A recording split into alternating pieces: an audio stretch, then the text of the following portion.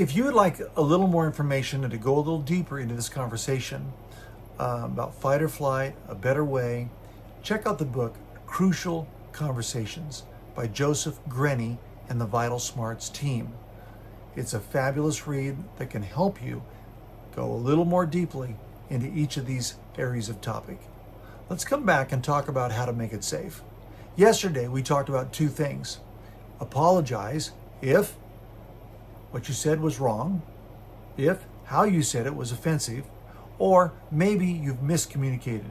You haven't been clear enough. Apologize. This oftentimes is all you need. If that doesn't work, go to contrast. Contrast is a don't do statement. Don't hear me saying our relationship's not a priority. Don't hear me saying I don't think we should get out of debt. Do hear that I want us to work on our physical relationship so we can maximize a good relationship. Do hear that I want us to have some degree of budgeted money that we can really have a wonderful time together while we get out of debt. Don't do. The second thing, the last thing, is a simple acrostic, CRIB, crib. The Vital Smarts team give us this tool, and it's helpful. Commit to seek a mutual purpose. That's the C. Together, say, let's find something we can both agree on that's bigger than the issue.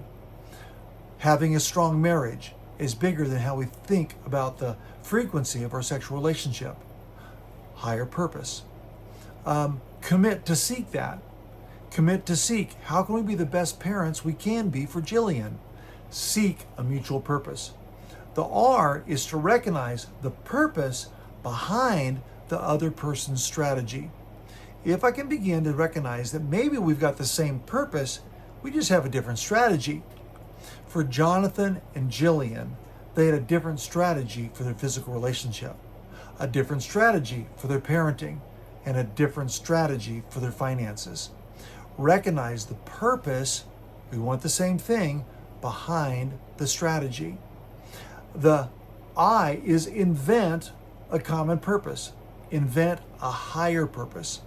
When we can both agree that some measure of physical intimacy is critical to a healthy relationship, we've now got a higher purpose. When we can agree that us being on the same page, consistently telling Jillian the same thing, it's a higher purpose. When we can agree that getting out of debt while also having time to do quality interactive relationship things is a higher purpose, now all of a sudden we've invented a higher purpose.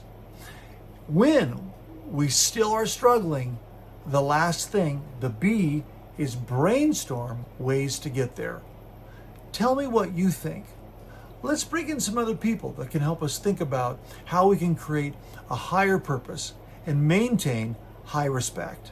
Because when we can do that, a high purpose and high respect, now we've made it safe. I hope that in your relationships, you're learning to listen. You're learning to look, and you're learning to make it safe. I'll see you this weekend. God bless.